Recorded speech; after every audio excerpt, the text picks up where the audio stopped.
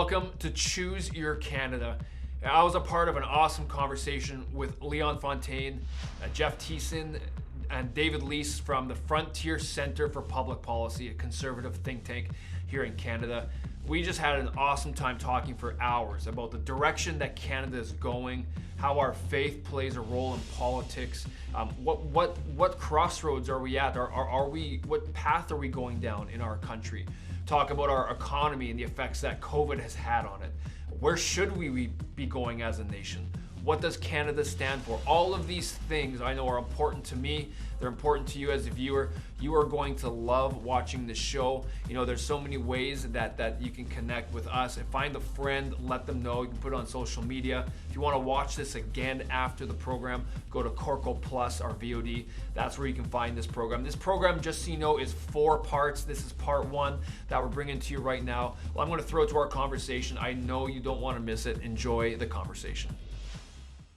So as we talk through some stuff and we get going on it, what are some of the things, for example, that you would love to talk about that right now? Like, because that's very interesting to us too. Like if we get into, like I think David sent you a few things. They're very general. Sure. But what would you love to dive into that you think is crucial for Canada right now? Okay. Well, there's a whole series of levels here. There's a bunch of tactics that are going on in the campaign. There's also very important timing that is, you know, this is not the first or the last election, but there's very important timing relative to where we're at in terms of week 1 versus week 2 in the campaign and how that sets the course for victory or defeat. It also is a very interesting playbook in terms of the kinds of issues that people are playing forward, like wedge issues and things like that people need to be informed of and think, what's really going on here? And then I think it's also kind of the analogy that elections are like icebergs. There's the surface, what we see, and then what does that reflect in terms of our culture and our values and what's really going on in our society today? It's a fascinating time. And I would say that all elections are important, but this one is probably one of the most important in a generation. Why? Because there's so much at stake in terms of both the size of government and how that's going to affect your life. Basic things like your freedom of religion, I would argue, in terms of your freedom of speech, and in terms of how so many groups have positioned this for their advantage. And you know, you can dive into every policy area, and I believe that this country is facing major choices. And it's a shame that the election period was chosen to be the shortest period possible. Yeah. During the end of a summer, during a COVID-19 crisis.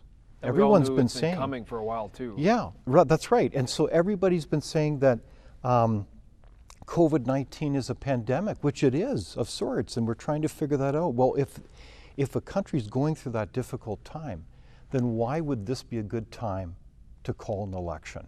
Yeah. And in all due respect to the Prime Minister and the government, they have to make that case why this is an election to have here. Now.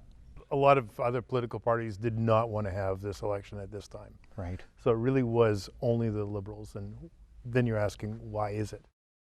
It was obviously like it's good for them somehow. Right. Right. Like I don't know if you know this, but the Electoral Officer of Canada recommended that if an election is going to be had, it should go during the maximum window or period for an election.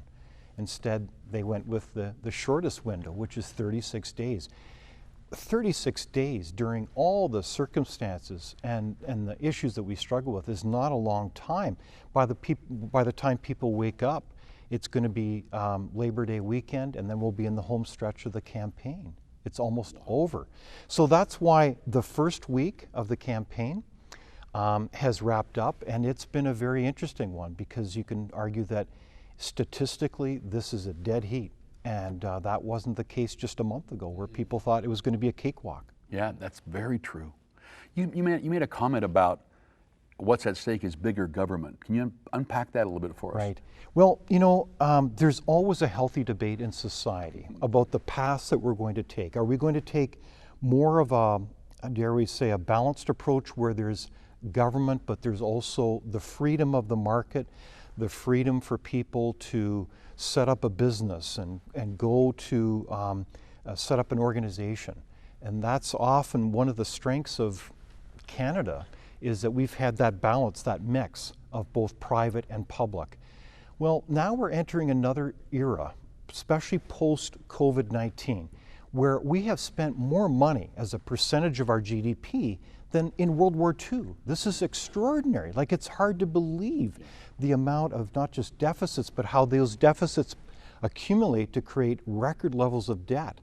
So all those chickens will come home to roost someday, where we have to pay those things off, just like in some measure, like your household budget. There are no free rides, and so these have been, in my view, like seminal decisions that you know, the next generation or two are going to still be paying off. I almost feel guilty about it just walking down the street. I know. When I talk to university students, or that age bracket just out of university, they all think this is wonderful. Most of them, they just think, well, the government's got to look after us. They got to correct all these bad capitalists. They've got to, you know. And you look, where do they get this? Like this socialism? It just seems to be everywhere. No, and it's kind of confusing, because on one hand you have people that have kind of a self-interest as an individual to get that check, you know, like the CERB benefit. And I think that's one of the reasons why the election was called now, is because inevitably those benefits will come to an end at mid to late fall. So this current government obviously doesn't want to call the election then, as people no longer get that money. So there's all kinds of things being handed out in terms of money. So let me ask you a question then. So we're going to be interrupting and having a great old time back and forth here. But so then, if you're talking to a guy who's collecting a check, is there any downside to him personally in the months or years ahead in taking that check and this is great, I'm going to vote again? You know what I mean? Oh, it's a great question. You know, in the short term, we'd all like the check. But in the interim or the longer term, we all know that sooner or later, people need to get back to work. That's what we're called to do. When somebody's just getting a check, that can be very destructive, not just for society, because it creates a financial obligation, but I'd argue surely that creates a destructive pattern for people's inner lives. Like, all of us have gifts. We all need to work, don't we? So true. That's an interesting point, because I find, talking with, again, a lot of younger people, is that they almost don't have this understanding or this forethought as to what does all of this money we're getting. First of all, where does it come from? It's almost not a thought. Secondly, what does it mean for me down the road? I almost think there's a lot of people that aren't thinking down the road. They're concerned, how am I paying my next bill? I'm concerned with the here and now. The check is good for right now, so it helps me with my immediate need, with no plan for the future, which is, you're never going to end up getting ahead in that situation. So there almost seems to be like a communication breakdown as to, of all these it's seemingly great things happening in terms of CERB helping people, and we're trying to lift up people, but it's actually a destructive path in the long run. If you look at other countries that have gone down this path with massive inflation, I know Canada is now above our 2% benchmark of inflation. I think we're at upper threes or something. That's right. But there's just a path that's a dangerous path that's leading towards, and I think there's a lot of people don't, not that they can't, they can definitely understand it, just I don't think it's been communicated what it looks like. So there's that disconnect of, I'll take this now and I'll play my chances, like you're saying. But that is interesting when he says that if you're not into some area, developing a gift, learning management skills, I don't care if it's even at McDonald's, you're developing your gift, you're getting into the workforce, you're growing, you're going somewhere, but right now you're going nowhere. Is that what you're saying? That's right. In many ways, I think our society is being stunted. We're being held back. Your people's lives are being put on hold. Like, think of it, you know, we shut down in many jurisdictions in the country our schools. And I think of the kids, you know, and if you look at their lives, how so many of them have struggled learning at home. Some have thrived, but many of them, it's not just about learning mathematics and English and all the rest. It's also about social skills. It's about playing on a team and play. So I think that's done a lot of harm to people. And I think this election is a big deal because we're not only saying, what's your future going forward, but how did this government do? When you really stop and evaluate how they managed COVID-19, what's the answer? So one of the things I'm hearing you say is that if you're going to make a decision for your future, everyone tends to look at what I'm going through right now, but if I look ahead, are we moving towards more government, bigger government? Would you call that socialism? I don't know. Or are we moving towards free enterprise and compassionate capitalism? And Yeah, these are choices about fundamental values. And so do not be naive. Look at what those parties are promising. And are they responsible visions for the long-term future? For the sake of the kids, let's vote in a way that's discerning and not just about the short term. so you were saying earlier, I could talk to you all day, David. You were saying earlier that if they're collecting a paycheck, and we're so glad that people can do that when they are in need. But if you do it too long, and you look down the road now as a nation, could you say that we're going to be hard pressed because the money that came out that maybe wasn't needed is still coming away from taxpayers that would have been able to go into this incredible free enterprise system and build companies and businesses and jobs. And so everybody's hurting their own ability to have careers that work because the entire nation would, it depends on which kind of economics you're going to aspire to, is going to be hurt. Right. Yeah, this whole thing is really, in some measure, delusional, isn't it? We're going to put as much money out there, and somehow we think that it will all just go away. It's exactly what the they think. chickens always come home to roost. We have a situation now where we've got to get people back to work. One of the biggest issues you hear right across the country is what? They can't hire enough people to work. Everyone I talk to. There's all kinds of job vacancies. Yep. People are looking for people, and their biggest challenge, I just heard that from a restaurant this morning, I can't find employees. That's a shame. That's ridiculous. Talking to a major businessman just yesterday, and he says, I have all the work, I have deadlines I have to meet. I don't have workers to get my jobs Same done. thing in trades too. And they pay, Yeah. they're paying good money. Yeah, like it's right. really good money, and they still can't attract enough people. You know, This is and people don't realize that our standard of living, our quality of life, is ultimately based on one thing. And I know it's a word that is a terrible economics term, but it's productivity. So productivity is the measure ultimately of how much you produce as a society, and that can be all kinds of creative things, from art to theater to widgets to cars. It doesn't jets. matter. Don't forget the jets. The jets. All that is wrapped together, and ultimately that forms what is going to be your standard of living. So if people are just not working and they're watching TV or they're playing games, so to speak, what does that do? It undermines your productivity. And then as a country, we lose really what we've worked generations to create. Now, I was listening to a doctor the other day, and brilliant person, and he was basically saying one of the top reasons in his mind for depression, which seems to plague the first world more than the third world, he said, is this feeling of not being productive. Right. It's exactly what you just said. Yeah. So it's not a great mental health exercise going down right now. Yes, and not only are we losing that productivity from people, but they're losing out the opportunity to enhance themselves and not feel that depression. That's right. And this is a profound ripple effect. As you look at so many countries around the world, one of the major issues and challenges we face is even demographics. The normal birth rate for replacement is, of course, 2.1. For every couple, you need to have at least 2 kids to carry on your society. So I'm not here to suggest how many kids people need to have, but we do know that the longer it takes for people to grow up from childhood to youth and to adulthood is the time or window that people create what? Families, they get careers, they establish a way of life. So if you give them all kinds of money and you keep deferring things, or they have to be in education forever, that all gets pushed back. Yep.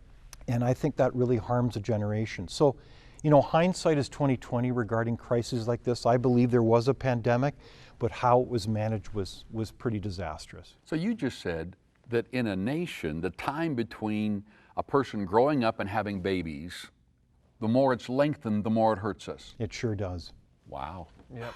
I'd never heard that before. No, I've not heard it put that way. That's very interesting. So the way God has designed everything is that, yeah, there's an attraction, get married, have children, and live your lives, be happy, because there's this way of creating strong economies, families, homes, nations. It's all tied even to that. We can't be kids for the rest of our lives. We need Well to said. grow up. And I think, as high functioning, we'd like to think we're high functioning adults. Eventually we say, you know what, that's part of our vision for society, is we think that's a good thing to encourage strong families and for them to be able to succeed and go forward and build our society. We're also created to create. Like, there's this inner drive for us that we get our fulfillment and our ability to even dream bigger, I think, when you're actually got your hands working and you're in that creative mode. And it's so easy for us to fall into apathy. And when you do, it's even harder to get out of it, because it's like this never-ending cycle that you're in. And just want to add to that, because I feel like as a nation, if that's what we've kind of created, as a whole generation, or potentially, I should say, a generation that is falling onto the side I would call apathy, as opposed to driving forward and building and creating. Yeah, that's as a nation exactly right. needs every generation to emerge. Yeah. Okay, so to go back to the original question, I said, so then one of the issues that we're concerned about is bigger government. And that was kind of, we would go on, but do you want to kind of close that one down before we go on to the second one? What bigger government, meaning that they're going to control? Have governments ever done well at controlling economies? By and large, no. In fact, the story of the 21st century now is that governments have an incredible inability to do many baseline things well. It's not to say that we shouldn't have government. Of course we need good We need it as a partner, but we need good government. But part of it has also been the phenomenon of ongoing deficits. And of course, today we hear a lot of fancy terms thrown around, like modern monetary theory, where somehow we can have an endless ring of deficits and debts don't really matter. We're not going to go through an economics lesson today, but I mean, come on, surely you can't borrow money forever. At some point, Canada, like in 1994, as we recall, we were kind of hitting that debt wall, and it's not complicated. You go to markets and you borrow money from the big banks on the international scene, and sooner or later they start looking at your balance sheet, your economy, and they say, you know what? We're willing to lend you some more money, but we're going to charge a higher interest rate. And ultimately, that's the domino effect. That's why interest rates go up. And when interest rates go up, there's a lot of Canadians that are at record level debt levels. And when those interest rates hit them, they won't be able to carry them. They may lose their house. So you have to look long term, and we're not doing that. So are you saying then, to simplify that thought, that every person in Canada is going to help pay back this debt? Yes. Period. There is no free get out of jail free card here. We will have to pay it back. Absolutely. And what happens in a government budget is that if you don't pay off those debts and the interest rates continue to go up, then that squeezes out all the other expenditures for things like, what are they can? Education, hospitals, your road system, all kinds of things. So you have to have that balanced approach where, yes, you can on occasions borrow money, but you've got to do it in a responsible way. We've gone way overboard. Again, we've spent more money than World War II. Like, how do you do that? What happens if we don't pay it back? Like, what happens if we can't pay it back? Is there any record that we can look at? Well, that's History. the theory in some ways, and I know I'm simplifying it. So, but the bottom line is that if the debt isn't being added to, what will happen over time is if the economy grows, the ratio between the size of the economy and the debt will go lower and lower, and that's a good thing.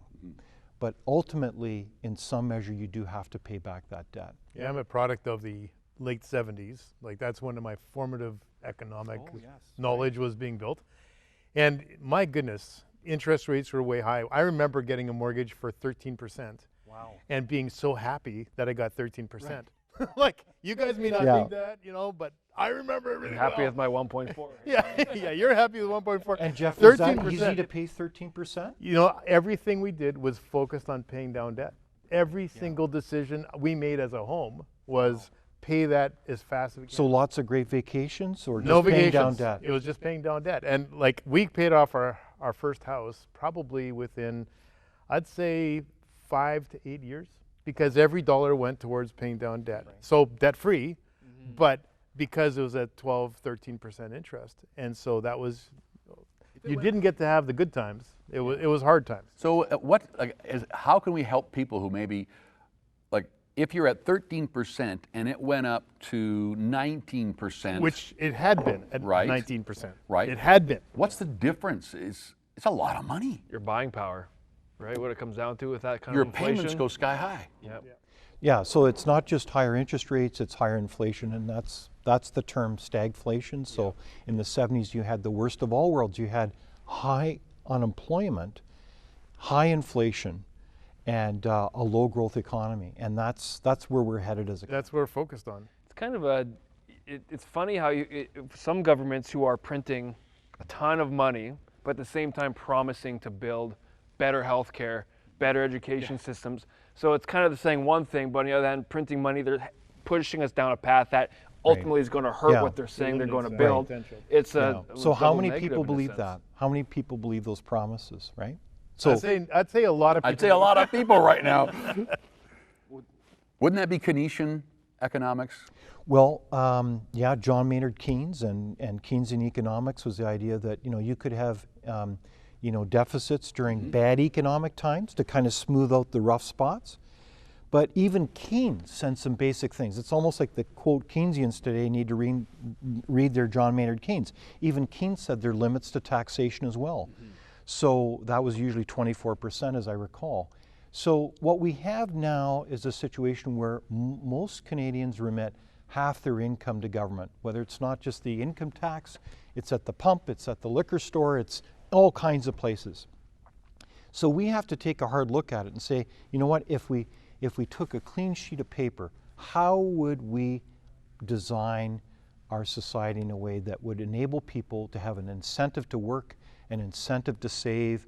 You could look at that, and that's what we should be moving towards. Instead, we're going off script. We're just totally losing it in terms of spending, all kinds of things. And we're also now introducing legislation on a number of fronts that will really ultimately restrict your freedom of speech. And that's part of our Western tradition. It's been a value that's been very important. We say, look, we may not agree with what you say, but we do want to have a vigorous debate about, say, the pros and cons. We may even say things that are just totally ludicrous. But that freedom is very important. It is very important. I mean, just doing this right now, you flew in here and we had an opportunity to get together and just talk. And I love this. I love disagreeing. I like it when someone disagrees with me. I thought we were supposed to agree with everybody. You know that on my staff, when we have meetings, whatever organization, we're in a few of them, we just say, when we get into a room, I have no problem with you disagreeing. Now, you being disagreeable is another question. But to disagree brings great conversation. And Leon, that's a sign of leadership strength.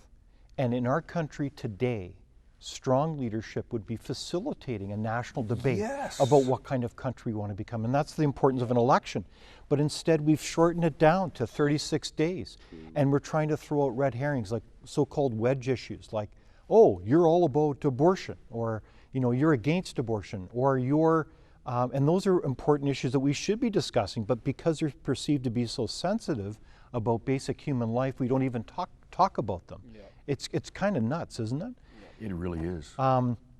Another issue would be the whole issue of how do we work with our Aboriginal neighbors, our fellow Canadians? Yes. Are we going to enable them to succeed, or are we creating kind of a status quo, like an industry of sorts, that just says, no, we're just going to throw more money at this issue? No, we need to have a hard conversation that is respectful about how do we really enable everybody to succeed and not just a few.